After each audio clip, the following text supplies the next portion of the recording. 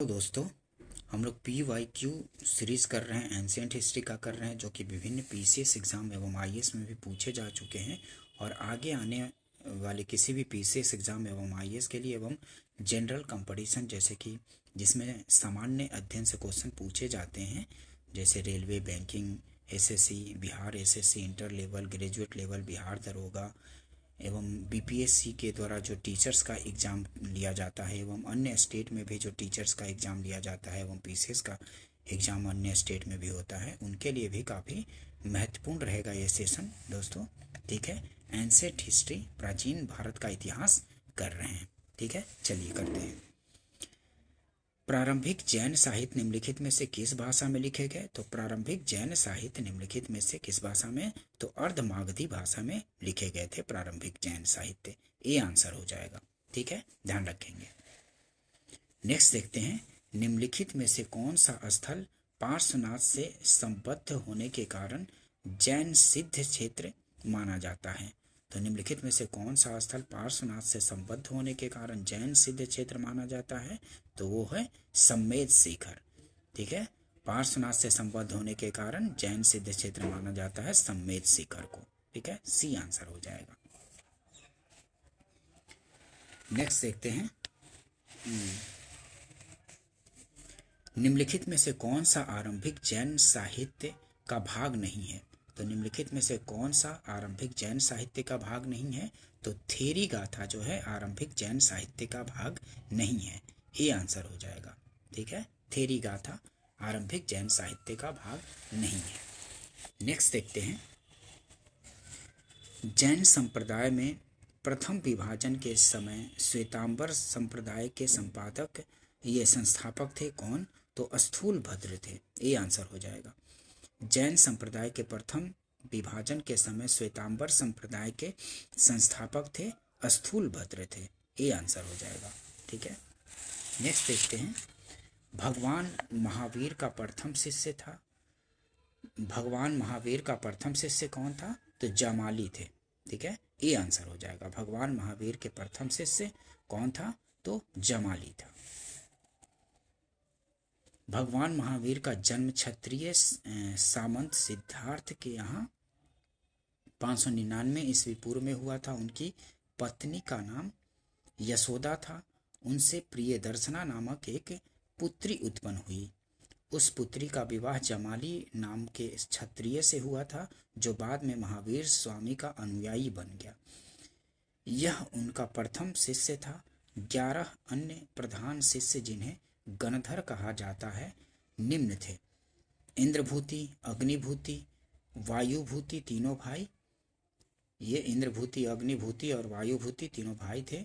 और व्यक्त, सुधर्मन, मंडित, मौर्योपुत्र, अंकपित और अचल भ्रता, मेतार्थ तथा प्रभास, ये सब कौन थे? इनके शिष्य थे। महावीर का प्रथम अनुयायी कौन था? तो प्रथम अनुयायी जो था जमाली, जो उनके दामाद थे। ठीक है, प्रियदर्शना उनकी पुत्री का ये पति था जमाली। ठीक है, वही प्रथम अनुयायी थे महावीर का।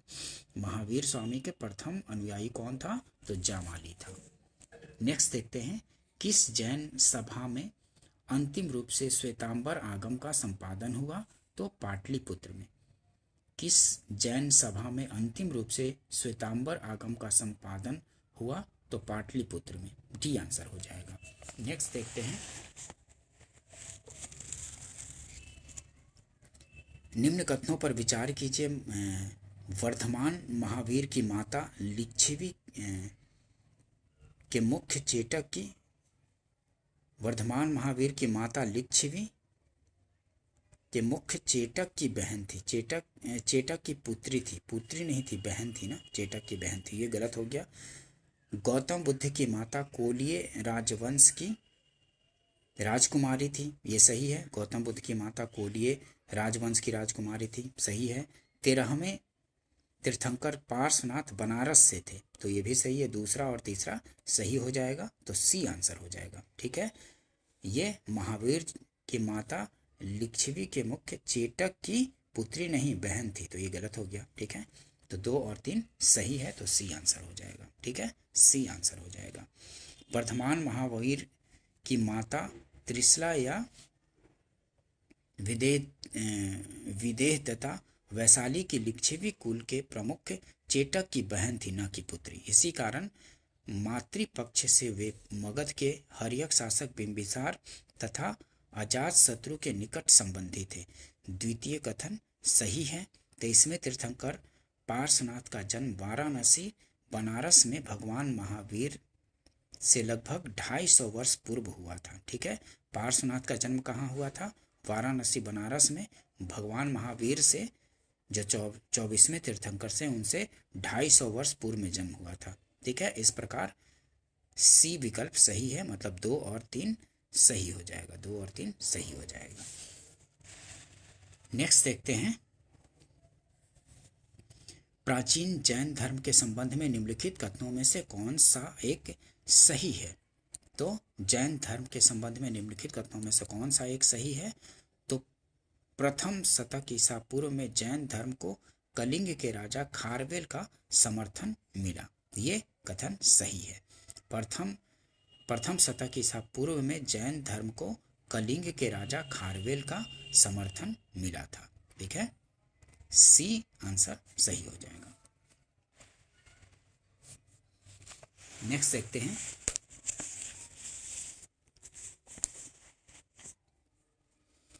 निम्नलिखित में से कौन से कथन जैन सिद्धांत के अनुरूप है? तो जैन सिद्धांत के अनुरूप सही उत्तर का चयन करना है।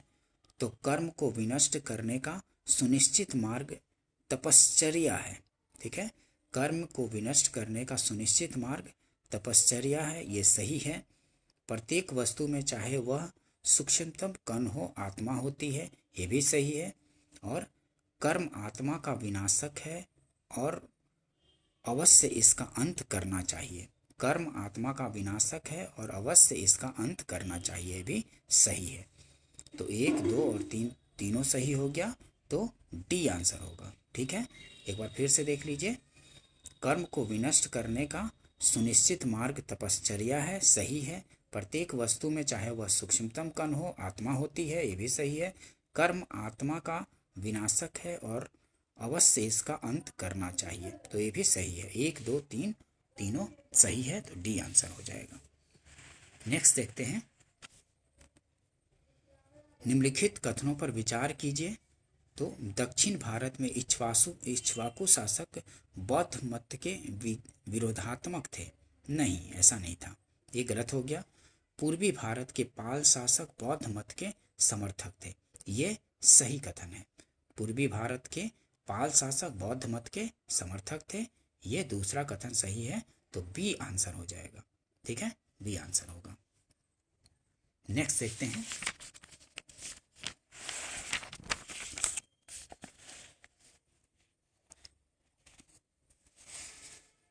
आजीवक संप्रदाय संस्थापक थे। आजीवक संप्रदाय के संस्थापक कौन थे? तो मखली गोसाल थे, वो आजीवक संप्रदाय के संस्थापक थे। ठीक है, आजीवक संप्रदाय के संस्थापक थे मखली गोसाल, सी आंसर हो जाएगा। नेक्स्ट देखते हैं, निम्नलिखित में से किसने प्रतिपादित किया कि भाग्य ही सब कुछ निर्धारित करता है, मनुष्य असमर्थ है? तो आजीविकों ने ऐसा कहा था। ठीक है, निम्नलिखित में से किसने प्रतिपादित किया कि भाग्य ही सब कुछ निर्धारित करता है, मनुष्य असमर्थ होता है? तो आजीविकों ने ऐसा बोला था, सी आंसर हो जाएगा। नेक्स्ट देखते हैं, संप्रदाय जो नियति की अटलता में विश्वास करता था, तो वो था आजीवक। संप्रदाय जो नियति की अटलता में विश्वास करता था, वो थे आजीवक।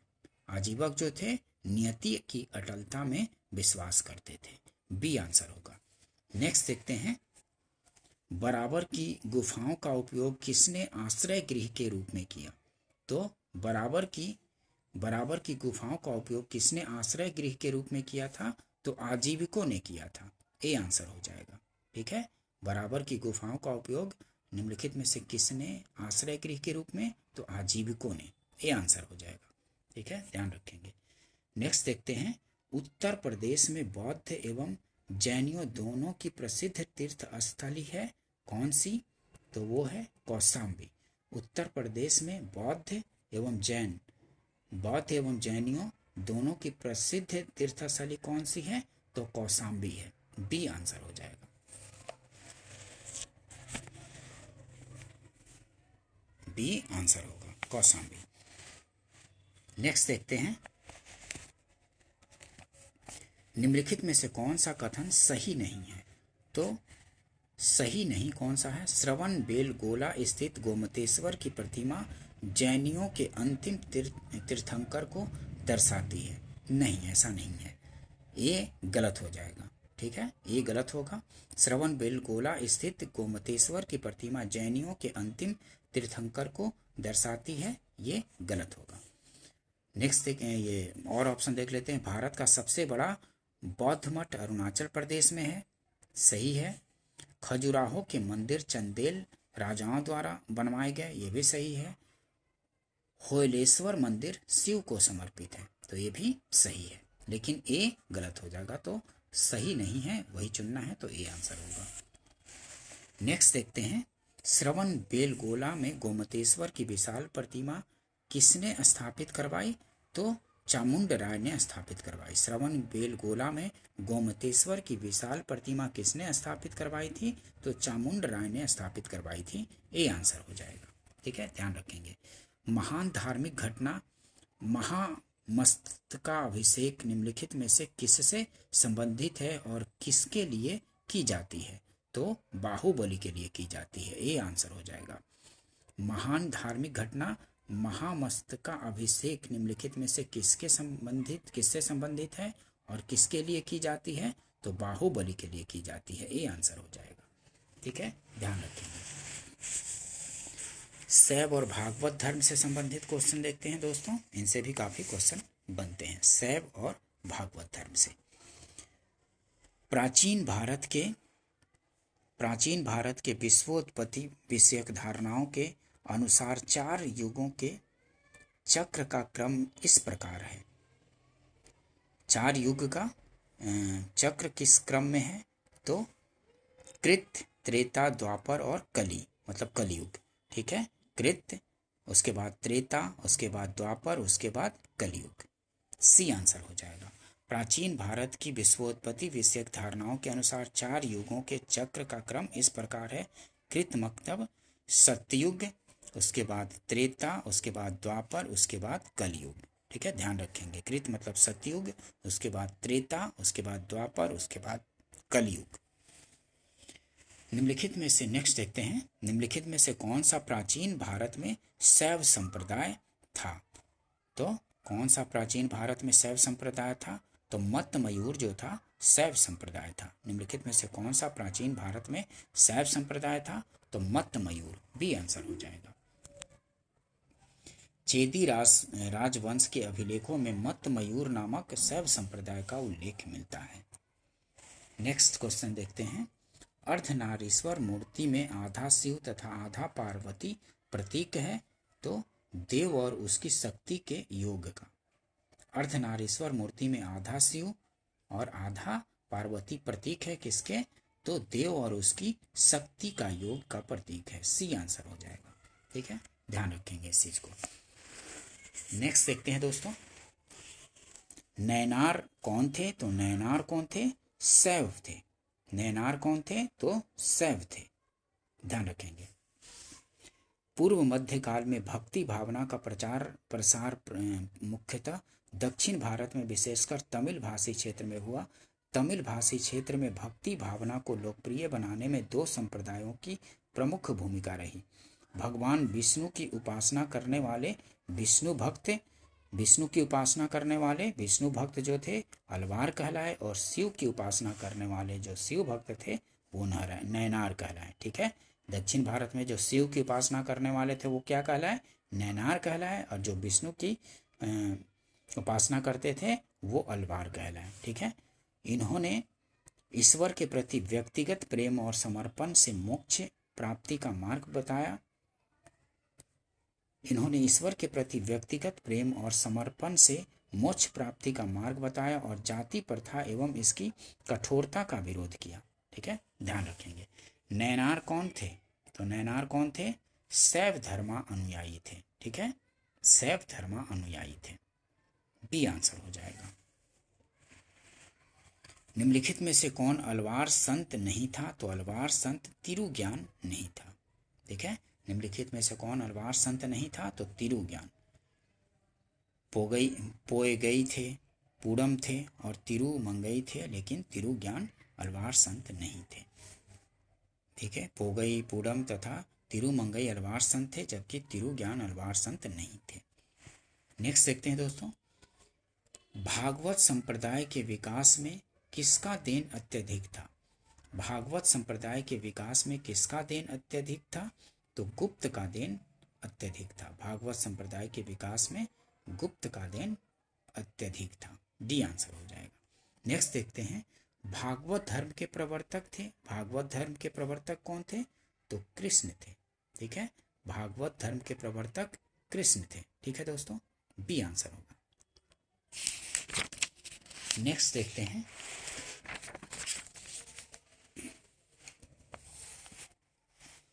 निम्न में से किस ग्रंथ में सर्वप्रथम देवकी के पुत्र कृष्ण का वर्णन किया गया है? तो छांदोग्य उपनिषद।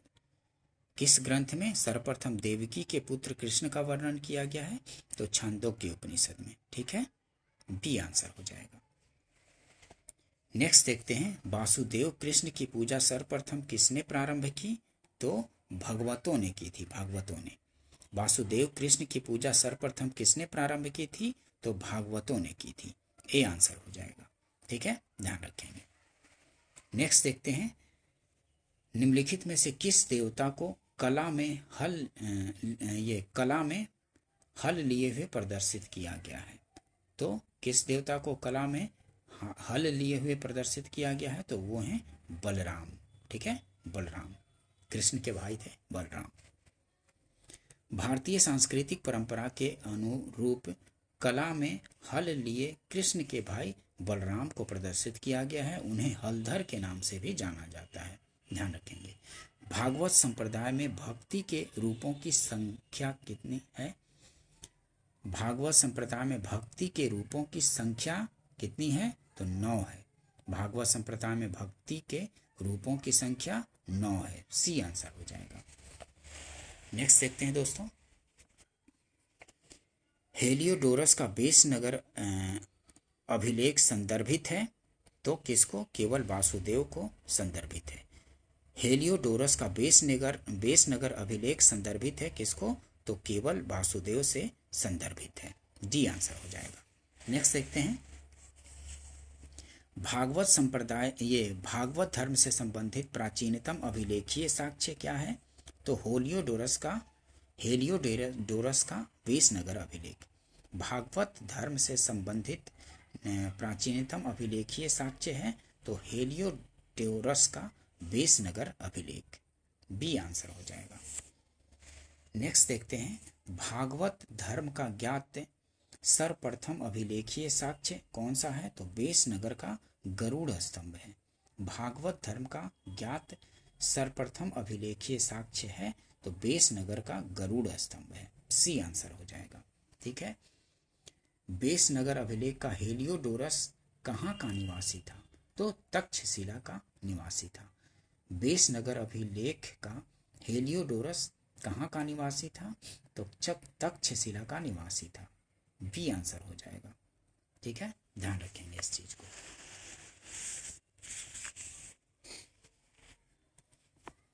विष्णु के किस अवतार को सागर से पृथ्वी का उद्धार करते हुए अंकित किया गया है? तो वो है बाराह।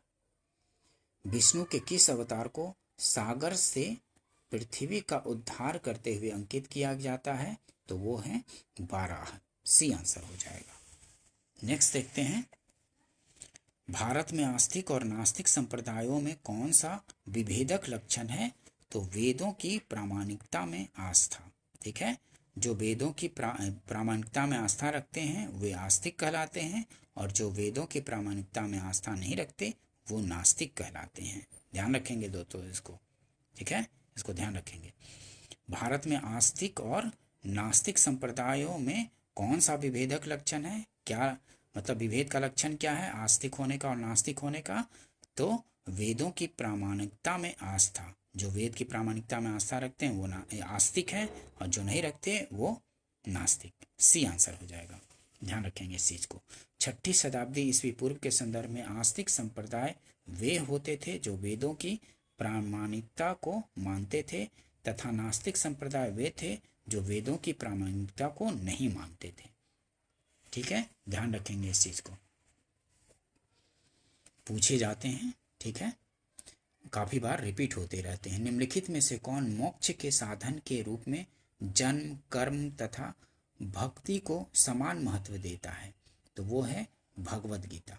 निम्नलिखित में से कौन मोक्ष के साधन के रूप में जन्म, कर्म तथा भक्ति को समान महत्व देता था? भगवद गीता। सी आंसर हो जाएगा। नेक्स्ट देखते हैं, निम्नांकित में से कौन ये प्रस्थान त्रयी में सम्मिलित नहीं है? तो प्रस्थान त्रयी में सम्मिलित नहीं है भागवत। निम्नांकित में से कौन प्रस्थान त्रयी में सम्मिलित नहीं है? तो भागवत प्रस्थान त्रयी में सम्मिलित नहीं है। ए आंसर हो जाएगा। नेक्स्ट देखते हैं, वह प्राचीन स्थल जहां 60,000 मुनियों की सभा में संपूर्ण महाभारत कथा का वाचन किया गया था, वह है नैमिषारण्य। वह प्राचीन स्थल जहां 60,000 मुनियों की सभा में संपूर्ण महाभारत कथा का वाचन किया गया था है कौन सा? तो नैमिषारण्य है। टी आंसर हो जाएगा। ठीक है, रामायण के किस कांड में राम और हनुमान की पहली भेंट का वर्णन है? तो किष्किंधा कांड में। रामायण के किस कांड में राम और हनुमान की पहली भेंट का वर्णन है? तो किष्किंधा कांड में वर्णन है। ए आंसर हो जाएगा। पुरी में रथ यात्रा किसके सम्मान में निकाली जाती है? तो भगवान जगन्नाथ के सम्मान में रथ यात्रा निकाली जाती है पुरी में। ठीक है, पुरी में रथ यात्रा किसके सम्मान में निकाली जाती है? तो भगवान जगन्नाथ के सम्मान में। सी आंसर होगा, ध्यान रखेंगे इस चीज को। नेक्स्ट देखते हैं,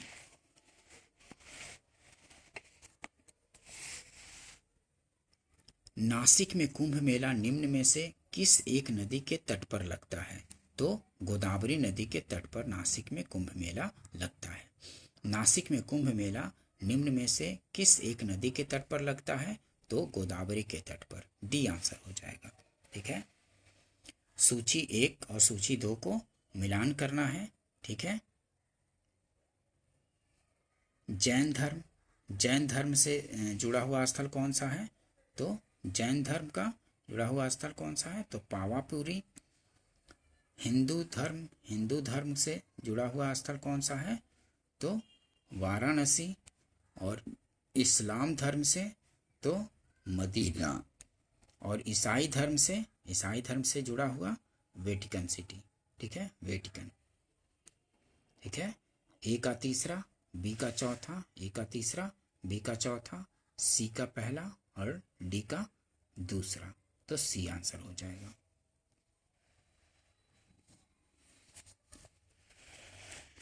अब देखते हैं 6ठी सदी ईसा पूर्व राजनीतिक दशा। ठीक है, 6ठी शताब्दी ईस्वी पूर्व से संबंधित महत्वपूर्ण क्वेश्चन के बारे में देखते हैं।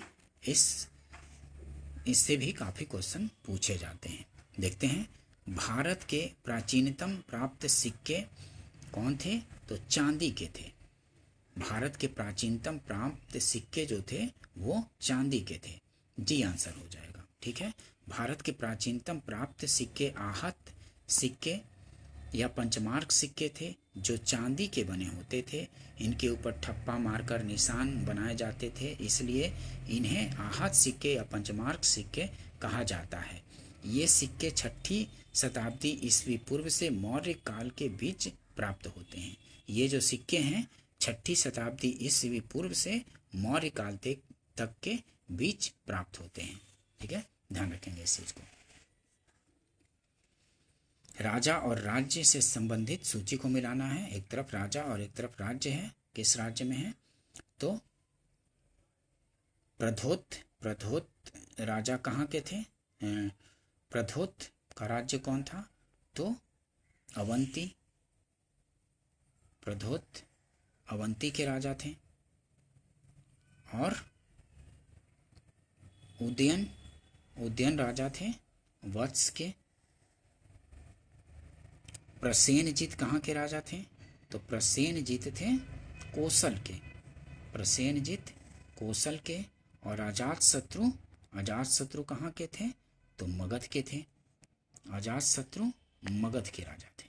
ठीक है, तो ए का तीसरा, बी का दूसरा, सी का चौथा और डी का पहला, तो सी आंसर हो जाएगा। ठीक है, ध्यान रखेंगे।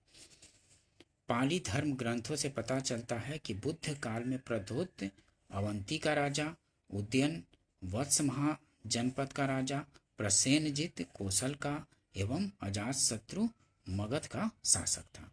ध्यान रखेंगे। नेक्स्ट देखते हैं। अभिलेखीय साक्ष्य से प्रकट होता है कि नंद राजा के आदेश से एक नहर खोदी गई थी। कहाँ? तो कलिंग में। अभिलेखीय साक्ष्य से प्रकट होता है कि नंद राजा के आदेश से एक नहर खोदी गई थी कलिंग में। सी आंसर हो जाएगा। खारवेल के हाथी गुंफा अभिलेख से नंद राजा महापद्म नंद की कलिंग विजय सूचित होती है। ठीक है, ये खारवेल के हाथी गुंफा अभिलेख से नंद राजा महापद्म नंद की कलिंग विजय सूचित होती है। मतलब कि कलिंग का विजय किया गया था महापद्मनंद द्वारा, इस हाथी गुंफा अभिलेख से पता चलता है। ठीक है, इसके अनुसार नंद राजा जिनसेन की एक प्रतिमा उठा ले गया तथा उसने कलिंग में एक नहर का निर्माण करवाया था। ठीक है, ध्यान रखेंगे इस चीज को। महापद्मनंद ने कलिंग में एक नहर का निर्माण करवाया था। नेक्स्ट देखते हैं। उज्जैन का प्राचीन काल में नाम क्या था? उज्जैन का प्राचीन काल में नाम था अवंतिका। ठीक है, उज्जैन का प्राचीन काल में नाम था अवंतिका। सी आंसर हो जाएगा। नेक्स्ट देखते हैं। निम्नलिखित मानचित्र में प्राचीन भारत में पाए जाने वाले 16 महान जनपदों में से 4 दर्शाए गए हैं। ए बी सी डी द्वारा अंकित किए गए हैं। कौन से हैं? तो ए बी सी डी कौन से जनपद थे, महाजनपद? तो ए से मत्स्य, बी से अवंती, सी से वत्स और डी से अंग। तो सी आंसर हो जाएगा। ठीक है, मत्स्य, अवंती, वत्स और अंग। नेक्स्ट देखते हैं। पाटलिपुत्र के संस्थापक कौन थे? तो उदयीन थे। पाटलिपुत्र के संस्थापक उदयीन थे। ए आंसर हो जाएगा।